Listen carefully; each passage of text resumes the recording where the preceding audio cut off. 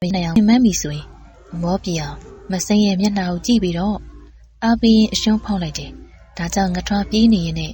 ဟာဦးရတော့ဗျာပြောတော့မယ်။ပြောရင်လည်းသူလှုပ်ရှားရှိတာပဲအားပြေးနဲ့ဆက်လက်ဆောင်ရွက်နေတော့တယ်။အဲ့ဒီနေ့ညနေဆောင်မှသာဥပါဦးကငထွားကိုအနာပေးတယ်။ဒီအခါငထွားအလွန်ပင်ပန်းနှုံးချိနေပြီ။အဲ့ဒါကြောင့်အိမ်ထဲတော့မဝင်နိုင်ပဲခြံဝမှာပဲခြေပြင်းလက်ပြင်းထိုင်ချလိုက်တယ်။ဒီအချိန်မစိမ်းအိမ်တွင်းကထွက်လာပြီးတောက်ရည်အေးအေးရေမုံနဲ့ခက်လာပြီးတော့ငထွားကိုလာရောက်တိုက်ကြွေးတယ်။ငထွားအလွန်ပင်ပန်းနေချိန်မှာစိမ်းရဲ့မျက်နှာကိုမြင်ရပြီးစိမ်းခတ်တိုက်တဲ့တောက်ရည်ကိုတောက်ရင်းရှင်ထဲမှာသူ့ဘဝမှာမရခဲ့တာအလွန်ကြာပြီဖြစ်တဲ့နှွေးထွေးမှုကိုခံစားမိတယ်။ငထွားဥပါဦးထံမှာလက်ဝိပညာစီးပူးနေတာ2 လခန့်ရှိပြီ။ဒီအတော်တွင်ငထွားရဲ့ခန္ဓာကိုယ်ကငကူအားထက်ပုံမှုကျင့်နေတန့်မှလာတယ်။သူကလေ့ကျင့်ခန်းတွေကိုမနာမနေလှုပ်ဆောင်တယ်။စားချိန်မှလည်းပဲဟင်းနဲ့ထမင်းမဲ့မကြီးမညူစားတယ်။ပြီးတော့ရေတောက်ရင်လည်းဥပါဦးစီစဉ်ပေးထားတဲ့ပဲစိမ်းကိုစားနဲ့စိန်ထားတဲ့ရေကိုပဲတောက်တယ်။ခုတော့ငထွားပင်ပန်းမှုတန်ကို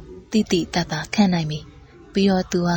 စိန်အကားတိုက်သွားတဲ့အခါတွေမှာလိုက်ပါပို့ဆောင်ပေးတတ်တယ်။ဒီအချိန်တွင်ဥတော်ကလည်းသူစိတ်လိုလျက်ရှိတဲ့အခါမျိုးမှာငထွားထံလာရောက်ပြီးလေ့ကျင့်ခန်းတွေလာရောက်ကြည့်ရှုတတ်တယ်။ငထွားကလည်းသူအားလက်တဲ့ညဘက်တွေမှာဥတော်ကစီတွားရောက်ပြီးတွေ့ဆုံပြီးတော့ညနေတဲ့အထိမနေပဲဥပါဦးထံပြန်ရပြန်တယ်။ဘာလို့လဲဆိုတော့နောက်နေ့နေမထွက်ခင်သူအိယာထပြီးမြို့ရဲ့အစွန်မှာရှိတဲ့ချောင်းတွင်းသွားပြီးသေးတောင်ပေါ်မှာအပြေးလေးကျင်ရတယ်။တခါတည်းငထွားအပြေးလေးကျင်ရအောင်စိန်နဲ့လိုက်လာတတ်တယ်။ဒါကြောင့်အချိန်တိုင်းတာတစ်ခုရောက်တာနဲ့မျှငထွားနဲ့စိန်တို့တဖြည်းဖြည်းရင်းနှီးမှုတွေတိုးလာရတယ်။ဒီနေ့ငထွားတယောက်ထုံးစံအတိုင်းလေ့ကျင့်ခန်းလုပ်နေတဲ့အချိန်ဥတော်ကရောက်လာတယ်။ဥတော်ကရဲ့ပုံစံအရင်ပုံစံနဲ့မတူပဲအခုပုံစံအဝိစားကိုတက်ရက်စွာဝစ်ဆင်ပြီးလွယ်အိတ်တစ်လုံးလွယ်ပြီးရောက်လာတာဥတော်ကောင်မြင်တော့ငထွားလေ့ကျင့်ခန်းခဏနာပြီးဟာဦးဘာလဲတုတ်တံမှာနေရတာတယောက်တည်းပြင်းလို့ကျွန်တော်တို့စီလာနေရလားဒီအခါဥတော်ကငထွားနာကိုကက်ပြီးလူလေးမင်းကိုဦးပြောစရာရှိတယ်အခုဦးခီးသွားစရာရှိတယ်ကိစ္စကတော့လူလေးကိုပြောပြလို့မရဘူးအချိန်ကတော့အတော်လေးကြာမယ်ဒါပေမဲ့လူလေးတစ်ခုမှတ်ထားပါ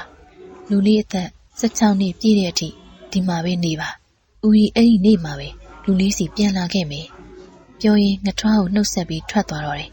ငထွားသူ့ကိုနှုတ်ဆက်ထွက်ခွာသွားတဲ့ဥတော်ကရဲ့ကြောပြင်ကိုကြည့်ရင်ရှင်ထဲမှာအလွန်ဝမ်းနည်းမိတယ်ဒါကြောင့်သူကဥတော်ကနောက်ကိုပြေးလိုက်ဖို့ပြင်းတဲ့ချိန်ဘယ်ချိန်နဲ့ကသူ့နားရှောင်းနေမှမသိတဲ့ဥပါဟုကငထွားရဲ့လက်ကိုဖမ်းဆွဲပြီးမောင်ရွာဒီအရက်ကမဟုတ်ဘူးထင်တယ်ဟုတ်ပါတယ်ဗျာကျုပ်တို့ကမြမပြည်နဲ့ရှောက်သွားနေတာအိမ်ရင်ရှာရင်လို့တော့အတီးတကျမရှိပါဘူးဒါဆိုလေမောင်ရင်တို့တွေ